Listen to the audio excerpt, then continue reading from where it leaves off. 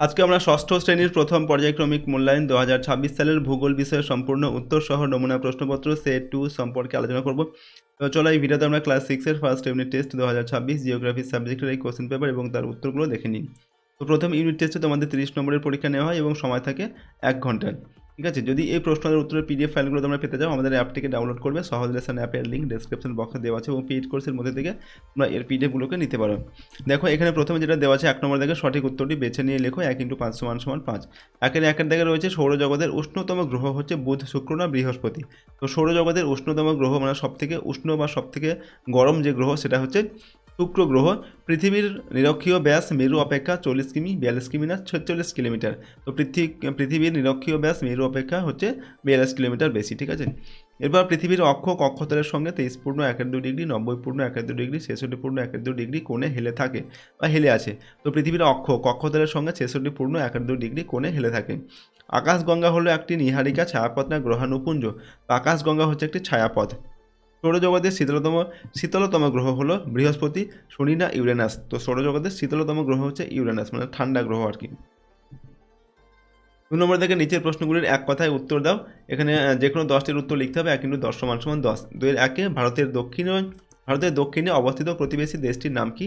তো ভারতের দক্ষিণে অবস্থিত প্রতিবেশী দেশটির নাম শ্রীলঙ্কা। তারপর 3 দিক জলভাগ দ্বারা বেষ্টিত স্থলভাগকে কী বলা হয়? তো 3 দিক জলভাগ দ্বারা বেষ্টিত স্থলভাগকে উপদ্বীপ বলা হয়। ভারতের দীর্ঘতম হিমবাহের নাম কি? ভারতের দীর্ঘতম হিমবাহের নাম সিয়াচেন। চান্দ্র মাস কাকে বলে? একটি পূর্ণিমা থেকে অপর পূর্ণিমা পর্যন্ত, অর্থাৎ পৃথিবীর চারদিকে একবার প্রদক্ষিণ করতে চাঁদের যে সময় লাগে তাকে চান্দ্র মাস বলে। লাল গ্রহ কাকে বলে? তো মঙ্গলকে বলা হয় লাল গ্রহ। এরপর দেখো সৌরজগতের উষ্ণতম গ্রহের নাম কি? তো সৌরজগতের উষ্ণতম গ্রহ হচ্ছে শুক্র গ্রহ। দুন কি? শিবালিক ও হিমালয়ের মাঝের সংকীর্ণ উপত্যকাকে বলা হয় কি? দুন। কয়াল কাকে বলে? মালাবার উপকূলের উপহ্রদগুলিকে কয়াল বলা হয়। 3 দিক স্থলভাগ দ্বারা বেষ্টিত জলভাগকে কি বলে? এটাকে বলা হয় উপসাগর। তারপর ভারতের মূল ভূখণ্ডের দক্ষিণতম বিন্দু কি? উত্তর লিখবে কন্যা কুমারিকা। ভারতের দীর্ঘতম হিমবাহের নাম কি? উত্তর হচ্ছে সিয়াচেন। নেক্সট হচ্ছে ভারতের দীর্ঘতম নদী কাকে বলে? উত্তর লিখবে গঙ্গাকে ভারতের দীর্ঘতম নদী বলে। পরের প্রশ্ন, নিচের যে কোনো দুটি প্রশ্নের সংক্ষিপ্ত উত্তর দাও। 2 × 2 = 4। ভারতের অক্ষাংশ ও দ্রাঘিমা রেখাংশগত অবস্থানটি লেখো। তো ভারতের অক্ষাংশ গত অবস্থান হচ্ছে 8 ডিগ্রি 4 মিনিট উত্তর থেকে 37 ডিগ্রি 6 মিনিট উত্তর। আর ভারতের দ্রাঘিমাংশগত অবস্থান হচ্ছে 68 ডিগ্রি 7 মিনিট পূর্ব থেকে 97 ডিগ্রি 25 মিনিট পূর্ব পর্যন্ত বিস্তৃত। ভারতের চারদিকে কি আছে? তো ভারতের চারদিকে চীন, নেপাল, ভুটান। পূর্ব দিকে ভারতের উত্তরে দেখো, ভারতের উত্তরে চীন, নেপাল, ভুটান রয়েছে। পূর্ব দিকে বাংলাদেশ, মায়ানমার, বঙ্গোপসাগর এগুলো রয়েছে। দক্ষিণে রয়েছে শ্রীলঙ্কা, ভারত মহাসাগর এবং পশ্চিমে রয়েছে পাকিস্তান, আফগানিস্তান ও আরব সাগর এগুলো। তারপর দেখো ভারতের চারদিকে কোন কোন প্রতিবেশী দেশ আছে? তো ভারতের পশ্চিমে রয়েছে পাকিস্তান ও আফগানিস্তান। উত্তরে চীন, নেপাল ও ভুটান। পূর্বে বাংলাদেশ, মায়ানমার, বাংলাদেশ ও বঙ্গোপসাগর। দক্ষিণে শ্রীলঙ্কা এগুলো রয়েছে। ভারতের সংবিধান স্বীকৃত ভাষাগুলি কী কী? তো ভারতের সংবিধান স্বীকৃত মোট 22টি সংবিধান স্বীকৃত ভাষা আছে, যেমন হচ্ছে হিন্দি, বাংলা, তেলেগু, মারাঠি, তামিল, উর্দু, গুজরাটি, মালয়ালম, কানাডা, এরপর ওড়িয়া, পাঞ্জাবি, অসমিয়া, কাশ্মীরি, সিন্ধি, মণিপুরি, নেপালি, বোড়ো, মৈথিলি, ওকে, নগরী, সাঁওতালি, সংস্কৃত, কোঙ্কনি এইগুলো। নেক্সট হচ্ছে নিচের প্রশ্নগুলোর যে কোনো দুটির উত্তর লিখতে হবে। এখানে 3 × 6 নম্বর দেওয়া আছে প্রশ্নের মান।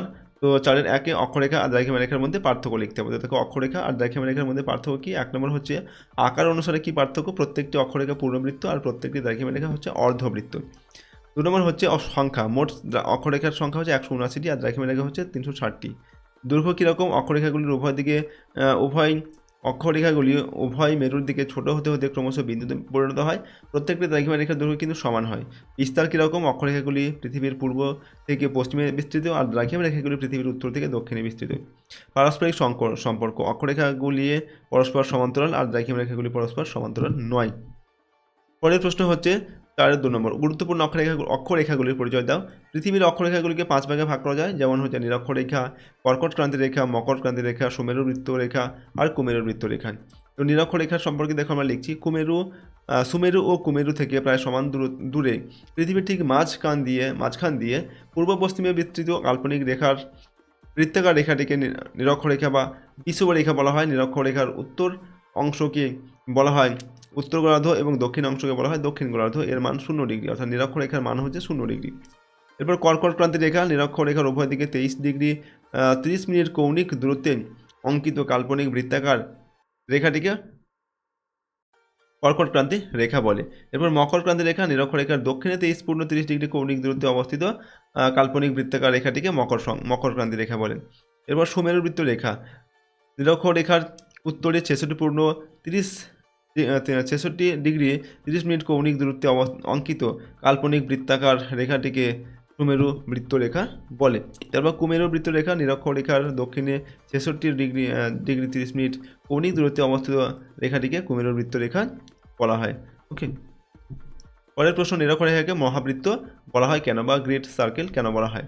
নিরক্ষরেখাকে মহাবৃত্ত বলার কারণ হচ্ছে 1 নম্বর, অক্ষরেখাগুলির মধ্যে নিরক্ষরেখা সবথেকে বড়। নিরক্ষরেখা পৃথিবীকে সমান দুটি অংশে ভাগ করেছে। পৃথিবীর কেন্দ্র ও নিরক্ষরেখার কেন্দ্র একই। এগুলোর কারণে হচ্ছে নিরক্ষরেখাকে মহাবৃত্ত বলা হয়। এরপর অক্ষরেখাকে সমাক্ষরেখা বলা হয় কেন? অক্ষরেখা থেকে পৃথিবীর কেন্দ্র পর্যন্ত যে কোণ তৈরি হয় তাকে অক্ষাংশ বলে। যে কোনো একটি অক্ষরেখার যেখান থেকে মাপা হোক না কেন অক্ষাংশ সমান হয়, তাই অক্ষরেখাকে সমাক্ষরেখা বলে। এরপর হচ্ছে নিচের যে কোনো একটি প্রশ্নের উত্তর দাও। প্রশ্নের মান 5 × 100 = 5। ভারতের উত্তরে পার্বত্য অঞ্চল সম্পর্কে বিবরণ দাও। তো দেখো, ভারতের উত্তরের পার্বত্য অঞ্চল, প্রথমে লিখছি অবস্থান। ভারতের একদম উত্তরে অবস্থিত উত্তরের পার্বত্য অঞ্চল। এই অঞ্চলটি উত্তর পশ্চিমে জম্মু ও কাশ্মীর থেকে শুরু করে উত্তর পূর্বে অরুণাচল প্রদেশ পর্যন্ত ধনুকের মতো অবস্থান করছে। এরপর হচ্ছে পর্বতশ্রেণী। হিমালয় ও কারাকোরাম এখানকার প্রধান পর্বতশ্রেণী। 1 নম্বর হচ্ছে, দেখো হিমালয় সম্পর্কে লিখছি। হিমালয় কথাটির অর্থ হচ্ছে বরফের গৃহ। উত্তর থেকে দক্ষিণে পরপর সমান্তরাল পর্বতশ্রেণী অবস্থান করছে। একদম উত্তরে রয়েছে হিমাদ্রি, যার উচ্চতা 6000 মিটার। তার দক্ষিণে রয়েছে হিমাচল, যার উচ্চতা 3000 মিটারের বেশি। একেবারে দক্ষিণে অবস্থিত শিবালিক, গড় উচ্চতা হচ্ছে 1500 মিটারের কম। এরপর 2 নম্বর কারাকোরাম। গডউইন অস্টিন 8611 মিটার হচ্ছে এর উচ্চতা। ভারতের উচ্চতম ও পৃথিবীর দ্বিতীয় উচ্চতম শৃঙ্গ, ঠিক আছে, এই কারাকোরাম বা গডউইন অস্টিন, ঠিক আছে, এই পর্বত শৃঙ্গটা। এখানে সিয়াচেন, ভারতের দ্বিতীয় দীর্ঘতম হিমবাহ দেখা যায়। এখানে অবস্থিত কতগুলি গুরুত্বপূর্ণ গিরিপথ হলো বানিহাল, জজিলা ইত্যাদি। 5 2 নম্বর, গঙ্গা নদীর গতিপথ বর্ণনা করো। গঙ্গা একটি আদর্শ নদী। এই নদীর 3টি গতিপথ রয়েছে। এগুলি হলো উচ্চ গতি বা পার্বত্য গতি, মধ্যগতি বা সমভূমি প্রবাহ ও নিম্নগতি বা বদ্বীপ প্রবাহ। তারপর দেখো পার্বত্য প্রবাহ। গঙ্গা নদীর পার্বত্য প্রবাহ হিমালয়ের গঙ্গোত্রী হিমবাহের গোমুখ গুহা থেকে উত্তরপ্রদেশের হরিদ্বার পর্যন্ত বিস্তৃত। সমভূমি প্রবাহ হরিদ্বার থেকে বিহারের রাজমহল পাহাড় পর্যন্ত গঙ্গা নদীর সমভূমি প্রবাহ বিস্তৃত। বদ্বীপ প্রবাহ বিহারের রাজমহল পাহাড় থেকে বঙ্গোপসাগরের মোহনা পর্যন্ত গঙ্গার বদ্বীপ প্রবাহ বিস্তৃত। দেখো, এই ছিল তোমাদের ক্লাস 6-এর ফার্স্ট ইউনিট টেস্ট 2026 ভূগোল বা জিওগ্রাফি সাবজেক্টের একটি কোশ্চেন পেপার এবং তার সম্পূর্ণ উত্তর, প্রশ্ন এবং উত্তরগুলো অবশ্যই তোমরা কিন্তু ভালোভাবে প্র্যাকটিস করবে। তো এটা আমরা 2 নম্বর সেট দিলাম। এরপর তোমাদের আরও কয়েকটি সেট আমি তোমাদের দেবো। টোটাল 4-5টি সেট দেওয়া হবে। প্রতিটা সেট তোমরা প্র্যাকটিস করে নেবে তোমাদের ফার্স্ট সামেটিভ এক্সামের জন্য। এই সেটগুলোর মধ্যে থেকে তোমরা কিন্তু পরীক্ষা সাধারণত প্রশ্ন কমন পাবে, ঠিক আছে। এগুলোর মধ্যে থেকে সাধারণত তোমাদের পরীক্ষা কিন্তু প্রশ্ন দেওয়া হয়। ওকে, তাই প্রতিটা সেট তোমরা কিন্তু প্র্যাকটিস করে রাখবে। আর যদি এই প্রশ্নগুলোর PDF ফাইল তোমরা পেতে চাও, আমাদের অ্যাপটিকে ডাউনলোড করবে। অ্যাপের লিঙ্ক ডেসক্রিপশন বক্সে দেওয়া আছে, ওকে, এবং গুগল প্লে স্টোরে গিয়ে তোমরা সহজ লেসন লিখে সার্চ করলেও অ্যাপটিকে পেয়ে যাবে। সেখান থেকে তোমরা অ্যাপটিকে ইনস্টল করে নেবে এবং তারপর রেজিস্টার করবে। এখানে নাম, ফোন নাম্বার, ঠিক আছে, ইমেল আইডি দেবে, স্টেট হচ্ছে লিখবে ওয়েস্ট বেঙ্গল, সিটি লিখবে, নিজের এলাকার নাম, এখানে পাসওয়ার্ড দেবে নিজের মতো তৈরি করে, তারপর রেজিস্টার করবে। পরের বার লগ ইন করার সময় সেম ফোন নাম্বার এবং সেম পাসওয়ার্ড দিয়ে লগ ইন করবে। যারা আগের থেকে ইনস্টল করে রেখেছে তারা অ্যাপটিকে অবশ্যই আপডেট করে নেবে, ওকে। এবং তারপর দেখো আমি তোমরা এখান থেকে অবশ্যই অ্যাপটিতে একটা 5 স্টার রেটিং দিয়ে এখানে পোস্ট করবে, ওকে। আমি তোমাদের অ্যাপটিকে ওপেন করে দেখিয়ে দিচ্ছি কীভাবে ব্যবহার করবে। অ্যাপটিকে ওপেন করার পর তোমরা প্রথমে কী করবে, এখানে স্ট্রিমগুলো সিলেক্ট করবে, সবার উপরে এখানে ক্লিক করে দেখো এখানে এই যে অপশনগুলো দেওয়া আছে এগুলো তোমাদের ক্ষেত্রে সাদা হয়ে থাকবে। তো তোমরা কী করবে, এগুলোকে সিলেক্ট করে নিয়ে এখানে সেভ চেঞ্জ এই বাটনে ক্লিক করে ইয়েস বাটনে ক্লিক করে দেবে। তাহলে কিন্তু অ্যাপটি তোমাদের সঙ্গে সামনে খুলে যাবে। এবং দেখো অ্যাপের মধ্যে এখানে প্রথমে রয়েছে অল কোর্স, এখানে সমস্ত কোর্সগুলি দেখা যাবে। এখানে ক্লিক করলে এখানে ফ্রি কোর্স থাকবে, এখানে ফ্রি ভিডিওস রয়েছে, এখানে ফ্রি কোর্স রয়েছে, এখানে ইবুক থাকবে, এখানে ডেলি কুইজ থাকবে, আর এখানে মাই পেড কোর্সে থাকবে। তোমাদের যে কোর্সটা পারচেস করবে সেটা এখান থেকে দেখতে পাবে। নিচে এই অংশটা তোমরা এখান থেকে ক্রস চিহ্ন দিয়ে কেটে দেবে।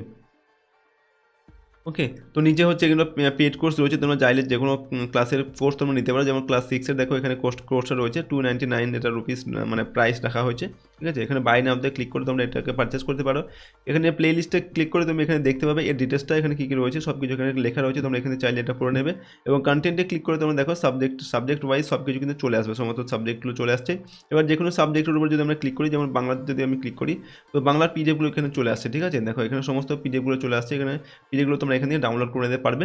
এবার প্রথমে কিন্তু তোমাদের পারচেস করতে হবে, অনলাইনে পেমেন্ট করতে হবে, তারপর কিন্তু এখান থেকে ডাউনলোড করতে পারবে এবং এই অ্যাপ থেকেও কিন্তু পিডিএফগুলোকে তোমরা দেখতে পারবে, ঠিক আছে। তাছাড়া অন্যান্য ক্লাসের যে কোর্সগুলো রয়েছে চাইলে তোমরা সেখানে সেই কোর্সও যে কোনো ক্লাসের তোমাদের যেটা প্রয়োজন সেটা নিতে পারো। তাছাড়া এখানে যে ফ্রি ভিডিওসগুলো রয়েছে তোমরা এগুলো ফ্রি ভিডিওসগুলো কিন্তু দেখতে পারো। তো আমি অ্যাপটিকে তোমাদের দেখিয়ে দিলাম কীভাবে ব্যবহার করবে। যদি আমাদের এই চ্যানেলে তোমরা নতুন হও, চ্যানেলটিকে সাবস্ক্রাইব করবে এবং ভিডিওটিতে লাইক করবে, ভিডিওটি তোমার বন্ধু বান্ধবের সঙ্গে শেয়ার করবে। তো আজকে আমরা এই ভিডিওটিকে এখানে শেষ করছি। সম্পূর্ণ ভিডিওটি দেখার জন্য অসংখ্য ধন্যবাদ।